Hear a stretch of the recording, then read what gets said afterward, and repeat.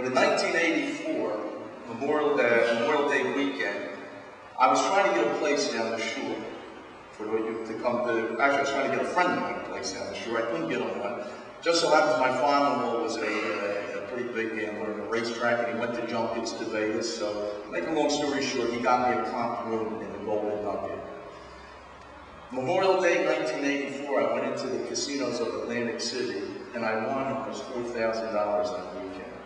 The following week, I was back down in the casino, only because one of my outlet stores was 25 minutes away from the casino, and I had some time to kill, so I went back to the casino. Once I got back into the casino from that day until mid-July of that year, I went from playing on $25 blackjack tables up into what's called the baccarat pit where the big boys play. Now, how many of you have been in a casino here?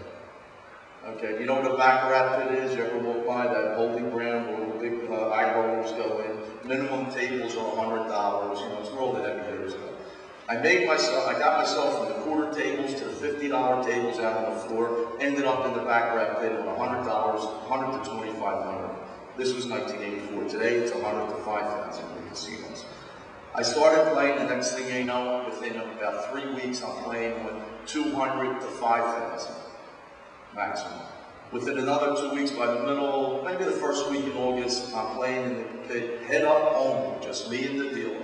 And the minimum was $500, and the max was $20,000 a game.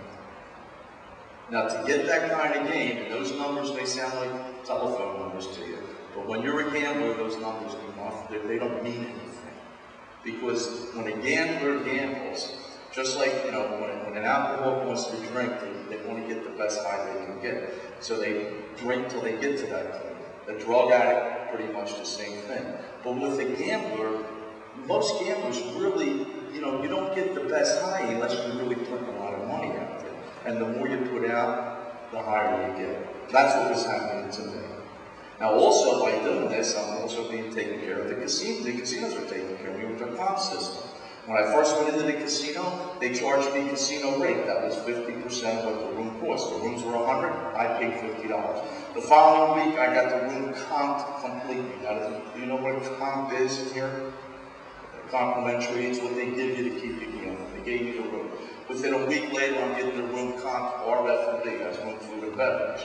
Another week to 2 weeks later, I'm getting a suite, a semi-suite. That's a small suite, you know, with a little room attached. Next thing you know, I'm in the penthouse suite. Next thing you know, I'm up the ladder. I'm living the life of a high roller, okay? Which is, you know, a very dumb life to live. You don't want to live that life because it's very short lasting. Now, once I got up there, and they've given me everything I want, and again, my addiction, if you want to call it addiction, my bad habit, it was all on me. Personal responsibility, I am a firm believer. Nobody stuck a gun to my head and got me into that casino. But once I got in there, with no windows, no clocks, with the excitement, the beauty of these places, and as I'm gambling, them telling me at the same time, Bill, you know, if you gamble a little bit more, we can give you this. Because you would ask me, your cops, hey, you know, the guy next to me just got a suite. Why don't I have a suite? Not because he put more time in. He played for a higher, his average bet was bigger than yours. Well, what do I got to do? So I'll step it up another one. What do I care? I'm already in anyway. And you get on that ladder, and you start chasing the comps. And you keep chasing and chasing until you're at the top of the ladder. And then you're going to lose. Nobody ever wins. And when you lose, you come down. By November of that year, 1984, I dropped over $1.2 million. In the next 2 to 2.5 years, I was in what's called a chase, trying to win back my losses. Now remember, I had a business. I made a lot of money with that business. But I'm never going to make the kind of money as I can make in the casino that quick, because I had some big scores in Atlantic City.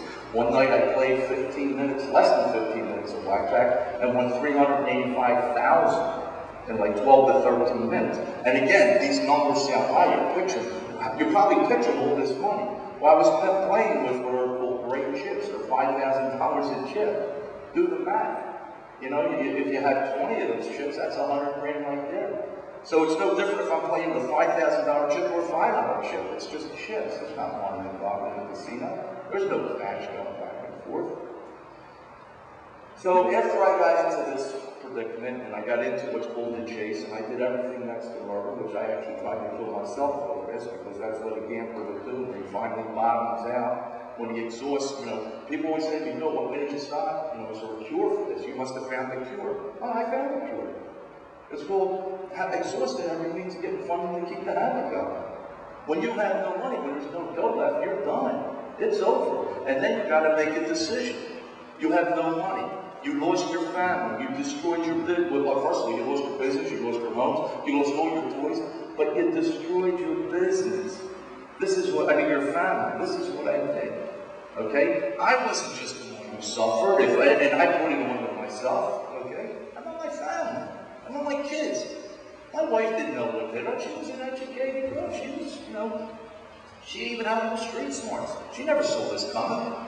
Because a gambler, I'm not coming home staggered. I'm not slurring my words. When I went to people who I did business with and hit them for $100 grand in cash, they gave it up like it was, hey, no problem, because I always borrowed money, or they borrowed for me, or work deals out.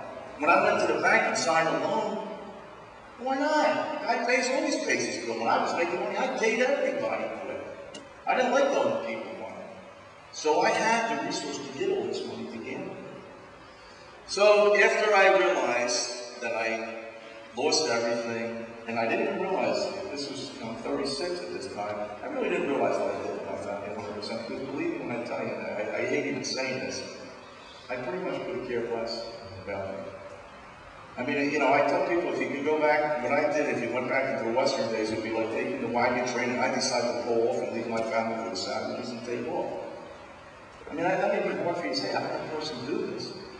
I love my kids, I love my wife, but I wasn't the same person. I was a casino gambling degenerate.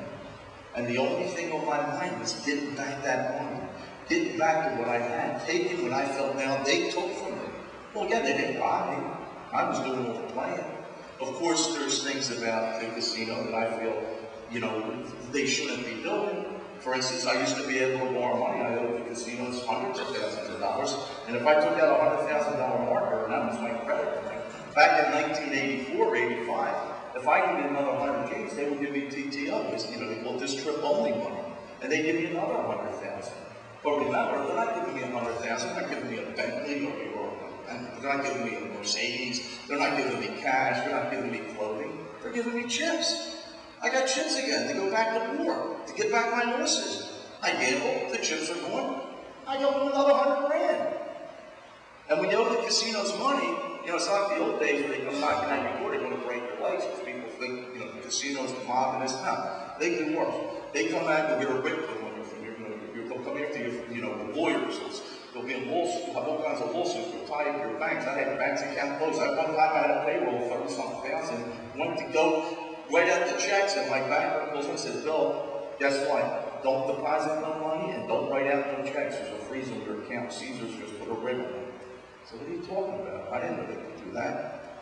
Yeah, they could do that because I used my business. Then they found out later they couldn't. But the moral of the story is I could sit here for hours and tell you. I could tell you great stories. I could tell you stories you think you're watching a movie. The great things I did, and the dinners, and going and having limos and taking helicopters. I'll tell you this one real short. I had an office that was about an hour from Atlantic City, and I used to have these Philadelphia. I used to take a helicopter. Now picture this: I'm in the limo. I go to my office. My friends meet there. We all get into the limo. We take it to the airport. We get in a helicopter. We fly down to Atlantic City. I give the guy an extra 100. He goes to the front of the casinos to see what they look like and the beauty of them. He pulls in, it lands. The same limo driver took me to get the helicopter. He's already down the street. I could have been there already. But it was just the idea. I'm a big shot. I'm with my boys. I'm showing off. I'm the high roller. This is what I did. These are the things that and it's not unique. I'm not believing there are people who lost way more money than I was. In Philadelphia, we had a gentleman by the name of Leonard Toast. He owned the Philadelphia Eagles. In 1986, Leonard Toast was one signature away of selling the Eagles.